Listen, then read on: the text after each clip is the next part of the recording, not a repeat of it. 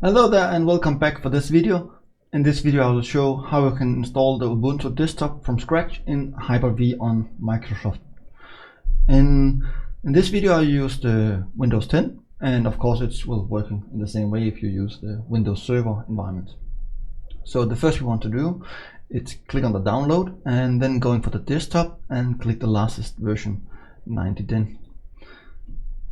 And then when you're going for this site you can want to donate if you want.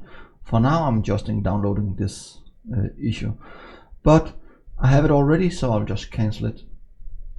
And let's going back for my Hyper-V, and we want to create a new version, new virtual machine. So going for the click on your environment and then the new and virtual machine, and I'll call it the Ubuntu 9.10 desktop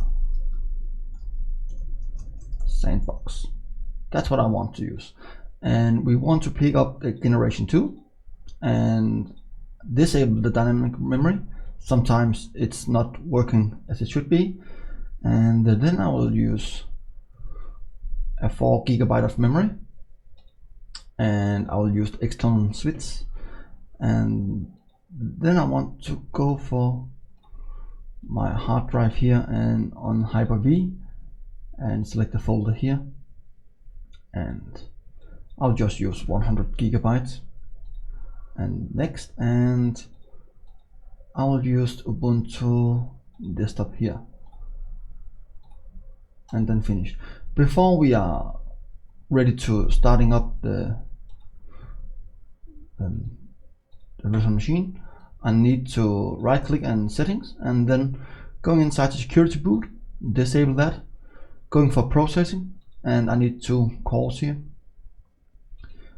and then we need to connect and boot it up, and then we see the installer here, and try the Ubuntu without installing. We don't want it. We want to going for Ubuntu's safe graphic interface. That's, if you're not familiar with the terminal, I would recommend this one. It's taking a little bit to booting up, but then it's smooth. When it's ready, you have it on this screen, and it's asking about the language, and I want English, and then we click next, and the keyboard, I want to say Danish. Okay, I cannot search for this. I need to scrolling up and say Danish here, and it's just Danish, and then continue. And then it's asking about you want a minimized installation or normal installation. I will recommend you to say minimized installation, because the office software and the games and the media player, you probably want to pick that after you install it. And then it's asking about, will it update when installing Ubuntu? Yes, I will definitely recommend this, because then when it's rebooting, then you have all the newest security boots. And then it's asking about it's need to install the third part software graphics and Wi-Fi hardware for the additional media format.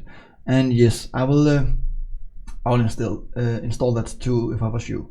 And then click on the next. And here we are. If you're not so good to partition or something like that, I will say erase the disk and install Ubuntu. You can encrypt the disk, but remember, if you do this, and if you're new for Ubuntu and you forgot your password or something going wrong, you cannot restore the data. So to the start, I will not recommend to encrypt your hard drive. If you have something secret on it, of course you need to encrypt the hard drive, but for now I will just say erase and install Ubuntu. That's fine for me. And then we continue, and it's asking about the time zone, and I'm in Copenhagen, so that's great. Clicking next, and I'm just filling out here. Whoops. And it's saying the computer should be this, but I will say Ubuntu 9.10 Desktop Sandbox. That's what I want to, so I can see it on my network. And then I want to pick up the password, strong one. And then you can say login automatically, or you can require the password. I will always recommend you to say require my password to log in. If you log in automatically, that's meaning if I'm stealing your computer and put it to the power at my home, then I have completely access to see everything on your computer. Of course, I cannot remove anything and I cannot install anything because I don't know your password, but I can see your family pictures and something like that. So I will not recommend that. Of course, if you don't have encrypted your computer, I can just take your hard drive out and put it into my computer and then read the file system. But that's, you need a little bit more know-how about how you can do this for that. And then click next, and we can see the installed files here, and we're just waiting for everything is completed. When it's completing, you're having this screen, and then we just restart. And when it's rebooting, we should having the login screen. So let's see about how it's working.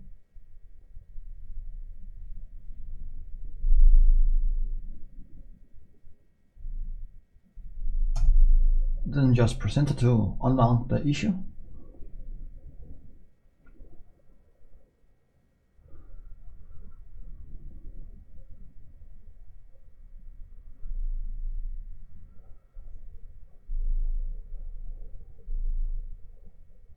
If you're hanging in this screen, black screen, then you can do the following.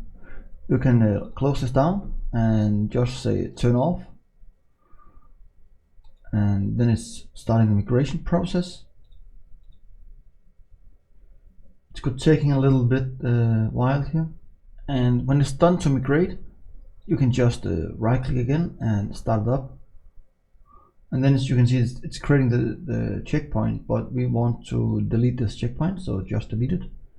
And it's migrating up again, and then we are ready to start the Ubuntu, I think.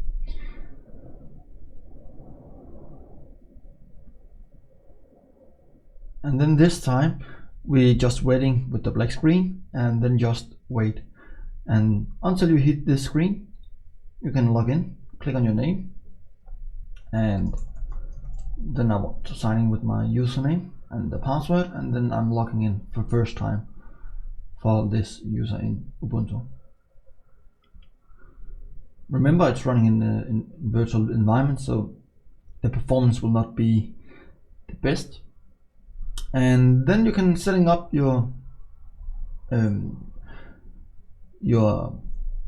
online accounts you have, but you can also just say skip, and then they asking about want to sending the information about to Canonical.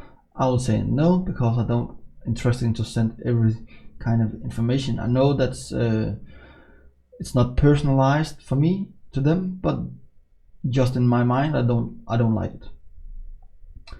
And location, you can say location service on and off. It depends on what you want. For now, I just set off, and then next, and then you have here you have software you can install. So you can just open the software now, and the software here it's something you can load, and I can minimize it and just click done here, and Ubuntu software, it's opening here, and it's searching, and download application rating. That's the app store for Ubuntu. So if you don't want to go out and install downloading some deb packages from Debian that's supporting here on Ubuntu, then you can just use the application store. I would recommend that if you're new, and that's it. That's how you install the Ubuntu on your Hyper-V from scratch, and I really hope you enjoyed this.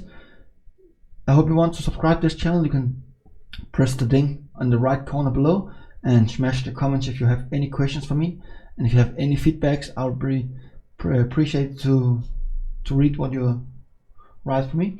And then like it if you want, share it with your friends, and put it for a playlist. I'm really excited to show you this video, and thank you so much for watching. Hope to see you next time. Bye.